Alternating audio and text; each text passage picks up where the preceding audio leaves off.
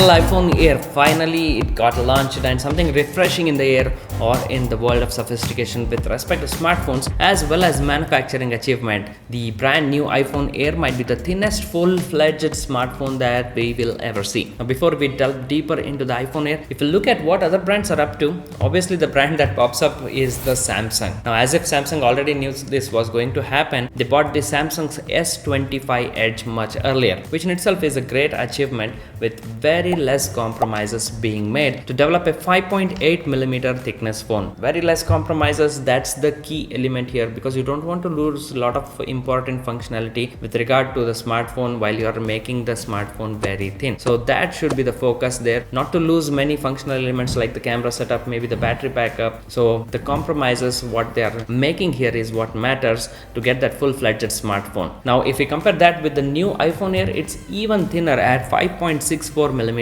So that's a great achievement here. So it's a 5.8 versus 5.64mm. Now to achieve this, obviously certain sacrifices have been made, which we will look into this video later. So make sure to watch the video till the end. It's going to be really interesting. There is also one more smartphone manufacturer who is trying to bring that thickness very thin, which is that smartphone. We'll see that later in this video. So it's going to launch the smartphone this September. So it's really interesting and very less compromises have been made there. Now first off, the Samsung S25 Edge has a larger sensor here with 200 megapixel camera setup that can record up to 8K video plus a 12 megapixel ultra wide camera. So you have that versatility here with regard to Samsung's S25 Edge and a beautiful 12 megapixel selfie camera. Now if you compare that with the iPhone Air, they are giving you 48 megapixel main shooter here that can record up to 4K up to like 60 frames per second, and a brand new 18 megapixel selfie camera setup that's seen with the rest of the iPhone 17 models as well. So that's a good thing here. And talking of selfie camera, iPhone Air's selfie cam now has a center stage thanks to square sensor, meaning holding it horizontally you can capture more people and is wider in terms of one frame. So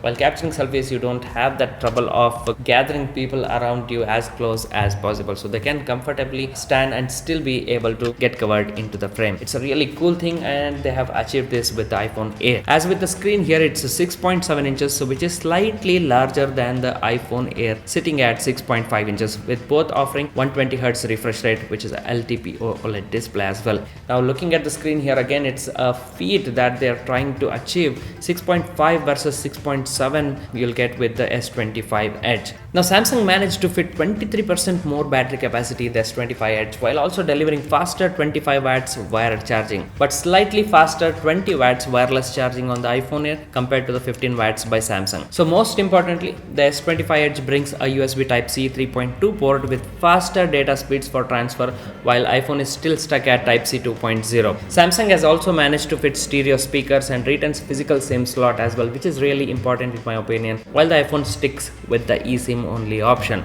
Now looking at all this clearly, the Apple went a step ahead, knowing several compromises would be made on the ground to achieve this feat of engineering standard. So that really shows up here if you really look at the phone itself. As with the build, the newer iPhone 17 series opted for the aluminum build for better heat dissipation, but this iPhone Air, it's still titanium frame, which is a good thing here in my opinion, since titanium is like stiffer than the aluminum, meaning it resists better while bending the phone, or that's very much necessary for such a thin phone. So that could be the limitation there. Another phone that tried this first, and which I mentioned earlier in this video, I'm going to talk about that later in the video. So it's the Techno brand. So they showcased the concept in the MWC 2025, which is quite popular here in Asian, Middle East as well as African market. So they introduced the Techno Spark Slim with all bells and whistles at just 5.7mm thick, and it's also a curved display there, but it lagged behind the launch. So the report suggests it is set to launch in September, which if embraced by viewers could disrupt the market for its competitive pricing. The only major drawback that I see with the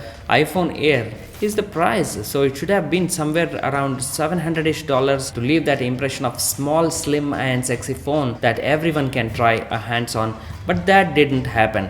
The iPhone Air is priced at $1,000 versus the S25 Edge pricing sitting at around $800-ish currently, offering more per dollar. So if Apple ecosystem is what you're into already and looking for a very thin sophisticated device, buy the iPhone Air eyes closed. Now if you're someone looking for more functionality, versatile camera, and better value for money, definitely the S25 Edge should be your default choice, or rather makes more sense here. So what's your opinion about the brand new iPhone Air? Let me know your thoughts in the comment section down below. And if you enjoyed watching this video, give this video a thumbs up and share it with your friends, and don't forget to subscribe if you are new to Vick Geek. So that's it in this video. I will see you in the next one. Until then, take care everyone. Bye bye.